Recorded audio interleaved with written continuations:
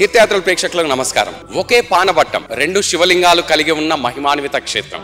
ఒకరేమో లయకారుడు, ఇంకొకరు యమధర్మరాజు. ఇద్దరూ కలిసి ఒకే పానబట్టంపై దర్శనమిచ్చే అత్యంత మహిమాన్విత నిలయం కాళేశ్వర ముక్తేశ్వర స్వామివారి దేవాలయం.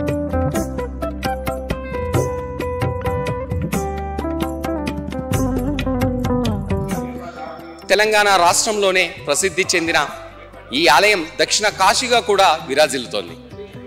ఇక్కడ ఆ పరమేశ్వరుడు ముక్తేశ్వర స్వామివారిగా, ఆ యమధర్మరాజు కాళేశ్వరుడిగా కొలువై ఉన్న అత్యంత గొప్ప ప్రదేశం. త్రివేణి సంగమంగా పేరుగాంచిన ఈ నది ఒడ్డున ఆ పరమశివుడు ఆ యమధర్మరాజుతో పాటుగా కొలువై ఉండి తనను నిత్యం కొలిచే భక్తులను కాపాడుకుంటున్న మహాపుణ్యక్షేత్రం. ఒక్కసారైన భక్తులు ఇక్కడికి ఈ ఆలయానికి వచ్చి ఈ కాళేశ్వర ముక్తేశ్వర స్వామివారిని దర్శించుకుంటే చాలు, జన్మ జన్మల పాపాలన్నీ కూడా తొలగిపోతాయని మన పురాణాలు చెబుతున్నాయి. ఎంతో విశిష్టతను, ఎంతో చరిత్రను కలిగి ఉన్న ఈ ఆలయ విశిష్టతను ఇప్పుడు మనం తెలుసుకుందాం.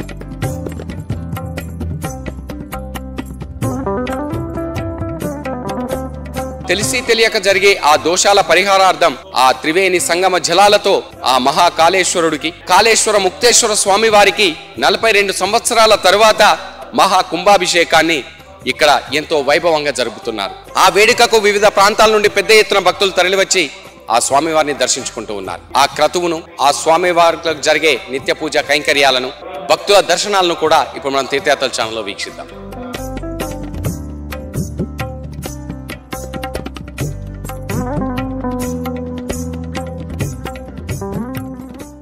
ఇక్కడ యమకోన ఉంది. ఆ యమకోన నుండి ఎవరైతే దాటుతారో వారికి మరణాంతరం యమశిక్షలు ఉండవని, ఇక్కడే యముడు శిక్షలు విధిస్తాడని కూడా మన పురాణాలు చెబుతున్నాయి. ఆలయం లోపల ఆ యమకోన నుండి ఇక్కడికి వచ్చిన భక్తులందరూ కూడా ఆ యమకోన దాటుతూ యమగండాలు దాటించు యమదీశ్వర అని భక్తితో వేడుకుంటూ ఉంటారు.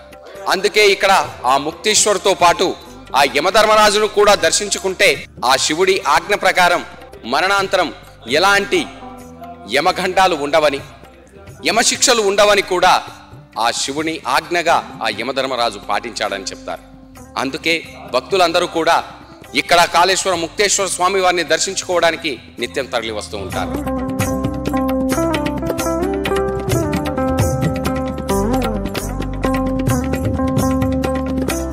దక్షిణ కాశీగా ప్రసిద్ధి చెందిన ఆ కాళేశ్వర ముక్తేశ్వర స్వామివారి ఆలయం గోదావరి నదీ తీరాన కొలువై ఉంది. ఇక్కడ ఆ స్వామివారి క్షేత్రం వెలవడానికంటే ముందు ఈ ప్రదేశం అంతా కూడా త్రివేణి సంగమంగా పేరుగాంచింది. ఇక్కడ ప్రాణహిత, గోదావరి అంతర్వాహినిగా సరస్వతి ప్రవహించే ఈ నది ఒడ్డునే ఆ కాళేశ్వర ముక్తేశ్వర స్వామివారు వెలిసి తనను నిత్యం కొలిచే భక్తులను కాపాడుకుంటున్న పుణ్య ప్రదేశం ఈ ఆలయం. ఇక్కడ 12 ఏళ్లకోమారు ఆ పుష్కరాలను ఎంతో వైభవంగా జరుపుతారు. ఆ 12 రోజుల పాటు జరిగే పుష్కరాలకు వివిధ ప్రదేశాల నుంచి వేలాదిగా, లక్షలాదిగా భక్తులు తరలివచ్చి ఇక్కడ పుణ్య స్నానాలను ఆచరిస్తారు. ఆ పుష్కరాల సమయంలో ఇక్కడ ఈ నదీ జలాలు కూడా అమృత ధారలుగా ప్రవహిస్తాయని, అందుకే ఇక్కడ పుణ్య స్నానం ఆచరిస్తే జన్మ జన్మల పాపాలన్నీ కూడా నశిస్తాయని భక్తుల నమ్మకం.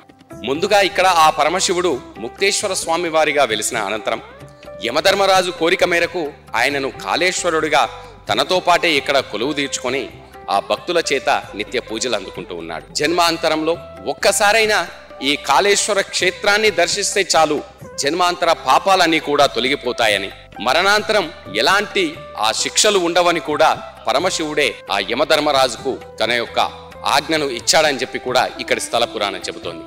అందుకే భక్తులు జీవితంలో ఒక్కసారైనా ఇక్కడి ఈ కాళేశ్వర ముక్తేశ్వర స్వామి వారిని దర్శించుకోవడానికి తరలి వస్తూ ఉంటారు. కాశీ లాంటి అత్యంత పవిత్రమైన ప్రదేశం తర్వాత భక్తులు ఎంతో ప్రేమగా, ఇష్టంగా ఇక్కడి ఈ కాళేశ్వర ముక్తేశ్వర స్వామి వారిని కూడా దర్శించుకుంటూ ఉంటారు.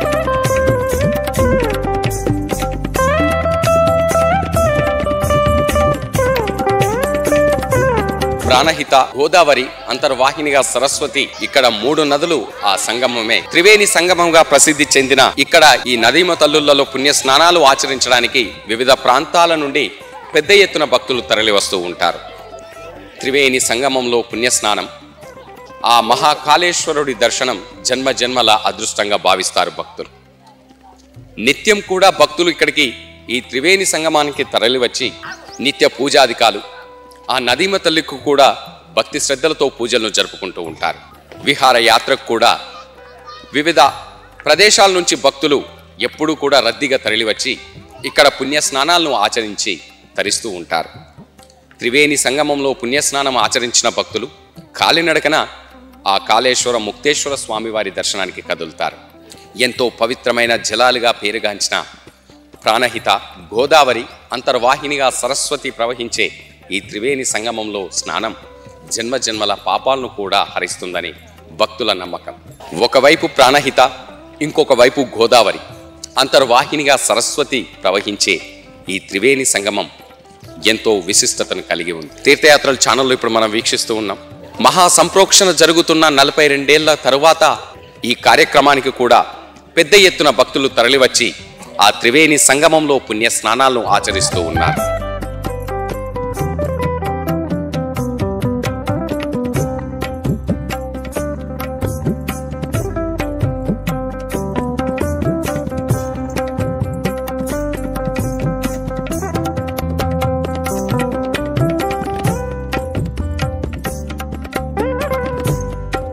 నమస్కారం. నమస్తే అండి. దక్షిణ కాశీగా పిలువబడే శ్రీ కాళేశ్వర ముక్తేశ్వర స్వామివారి ఆలయంలో 42 సంవత్సరాల తర్వాత జరిగే మహాకుంభాభిషేకం గురించి, అష్టోత్తర శతకలశాభిషేకం గురించి, ఆ జరుగుతున్న క్రతువుల గురించి మా తీర్థయాత్రల ప్రేక్షకులకు అందించారు. దక్షిణ కాశీగా పేరుగాంచిన కాళేశ్వర ముక్తేశ్వర స్వామివారి క్షేత్రంలో 7, 8, 9 తారీఖులలో 3 రోజుల పాటు ప్రయాణిక దీక్షగా ఈ యొక్క కుంభాభిషేక మహోత్సవాన్ని నిర్వహించడం జరిగింది. గతంలో 1976 నుండి 82 సంవత్సరాల కాలంలో అప్పటి శృంగేరి జగద్గురువులు ఈ దేవాలయాన్ని జీర్ణోద్ధరణ చేసిన అనంతరం 82వ సంవత్సరంలో కుంభాభిషేక మహోత్సవాన్ని నిర్వహించడం జరిగింది. తిరిగి మళ్ళీ ఈ సంవత్సరం ఈ ఫిబ్రవరి 7, 8, 9 తారీఖులలో మనకు సరస్వతి పుష్కరాలకు ముందు కుంభాభిషేక మహోత్సవాన్ని నిర్వహించాలని సంకల్పించడం జరిగింది. ఆ సంకల్పంలో ద్వారా దేవాదాయ శాఖ ప్రిన్సిపల్ సెక్రటరీ గారు మరియు కమిషనర్ గారు వారి కార్యక్రమం చేయాలని దృఢ సంకల్పంతో ఉండడం వల్ల ఈ కుంభాభిషేక మహోత్సవాన్ని అత్యంత వైభవపేతంగా నిర్వహించడం జరిగింది.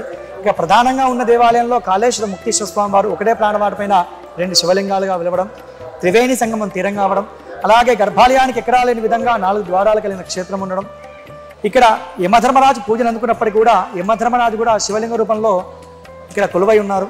ఆ యమధర్మరాజు పూజలు అందుకునే శివునికి అలాగే స్వయంభూ ఉన్న ముక్తేశ్వర స్వామి వారికి ఏం చేద్దామనే కార్యక్రమంలో భాగంగా మొదటగా మహాన్యాసపూర్వక మహారుద్రాభిషేకం, అంటే ఒక రుద్రం చేయడమే చాలా విశేషం. మహారుద్రం అంటే 1331 ఆవర్తనంతో స్వామివారికి అభిషేకించడం ముఖ్య కార్యక్రమం.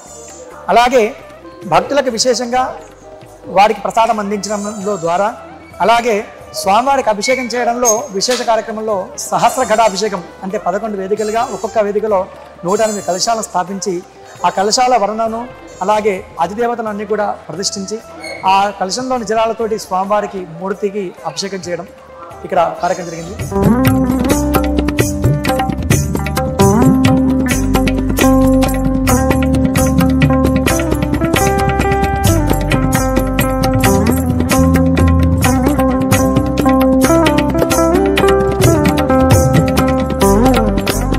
ఇక్కడి కాళేశ్వర ముక్తేశ్వర స్వామివారి ఆలయంలో తెలిసి తెలియక జరిగే ఆ చిన్న చిన్న పొరపాట్ల వల్ల ఆ స్వామివారి ఆలయానికి సంప్రోక్షణ నిర్వహిస్తూ ఉంటారు అర్చకులు. దానిలో భాగంగా 42 ఏళ్ల తరువాత ఆ మహా సంప్రోక్షణ కార్యక్రమాన్ని, ఆ కుంభాభిషేకాన్ని ఎంతో వేడుకగా నిర్వహిస్తూ ఉన్నారు.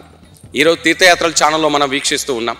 ఇక్కడ ఈ త్రివేణి సంగమంగా ప్రసిద్ధి చెందిన ఈ నది జలాలతోటే ఆ స్వామివారికి, కాళేశ్వర ముక్తేశ్వర స్వామివారికి ఆ మహా కుంభాభిషేకాన్ని వేడుకగా నిర్వహిస్తూ ఉన్నారు.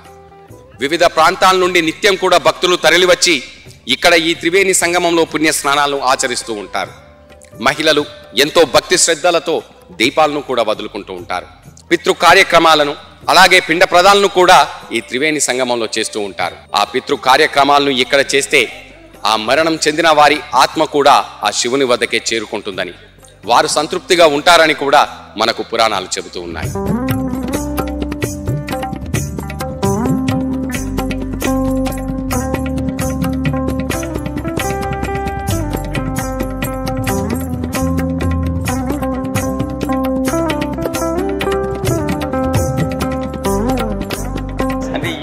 42 సంవత్సరాల తర్వాత అంటే ఈ కుంభాభిషేకం ఎందుకు జరుగుతా ఉంది?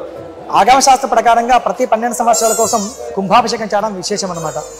కుంభాభిషేకం చేయడం అంటే మనము దేవాలయంలో ప్రతి ఒక్క భక్తుడు కూడా వెళ్ళి స్వామివారిని దర్శించుకోవడం, స్పృశించడం, వారి యొక్క కోరికలను కోరుకోవడం చాలా విశేషం అన్నమాట.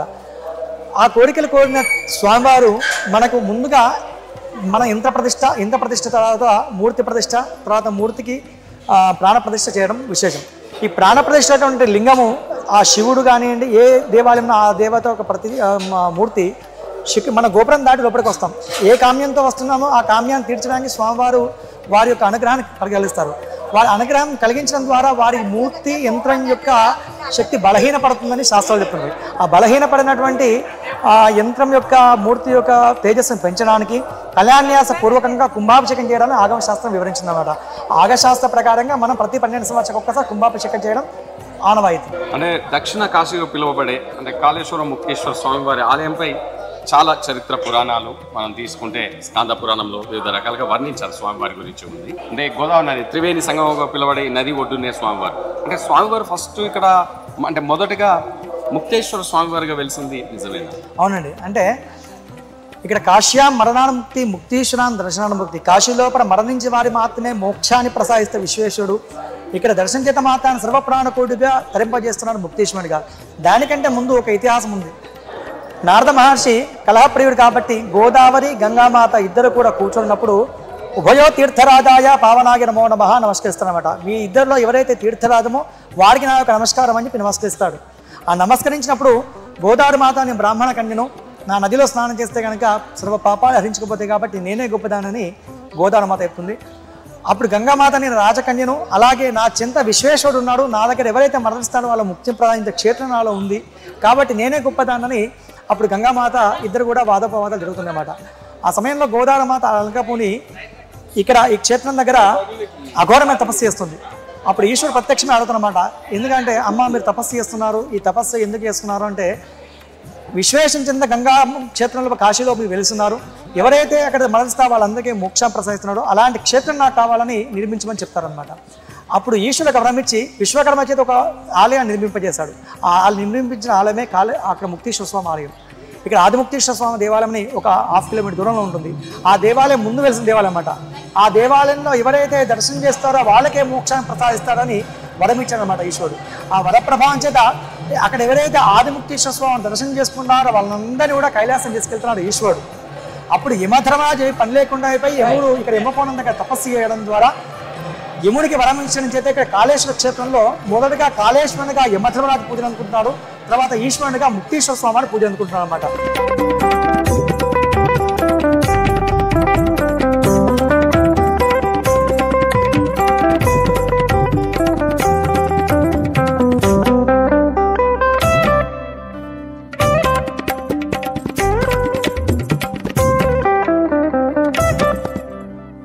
ఇంత అద్భుతమైన క్షేత్రం, ప్రపంచ ప్రఖ్యాతిగాంచిన దేవాలయం, ఒకటే ప్రాణవాటిపై నేను శివలింగాలుగా ఉండడం, ఇక్కడ యమబాధలన్నీ కూడా తప్పిపోవడానికి యమధర్మాచే పూజ అందుకునే కాళేశ్వర స్వామి ఉండడం, అలాగే ముక్తేశ్వర స్వామి వారి పైన స్వయం 2 నమస్కారాలు ఉండడం, వాటిలో మనం అభిషేకం చేసిన నీళ్ళన్నీ కూడా త్రివేణి సంగంలో వెళ్ళడం, తర్వాత ఈశ్వర సద్యోజాత పంచముఖుడు, ఊర్ధముఖము 4 వైపులా 4 ముఖాలు, ఆ 4 ముఖాల్లో గర్భాలయానికి 4 ద్వారాల నక్షత్రం కాశీలో, తర్వాత నేపాల్లో, తర్వాత కాళేశ్వర క్షేత్రంలో ఉండడం చాలా విశేషం.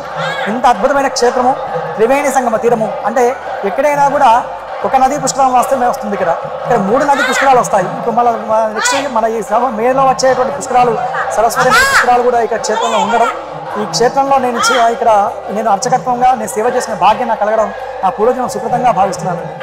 సరస్వతి నది పుష్కరాలు అంటున్నారు, అది ఎప్పుడు ఏ మాసంలో వస్తుంది? ఇప్పుడు మే 15వ తారీఖు నుంచి 20వ తారీఖు వరకు సరస్వతి నది పుష్కరాలండి. ఇక్కడ క్షేత్రం జరుగుతుంది. అంటే గోదావరి ప్రాణహిత అంతర్వాహినిగా సరస్వతి నది కలుస్తుందన్నమాట. ఇక్కడ మీరు ఇందాక అన్నప్పుడు ముక్తేశ్వర స్వామి వారి పైన నాసికా రంధ్రాలు అవి ఉండడానికి గల కారణం ఏంటి?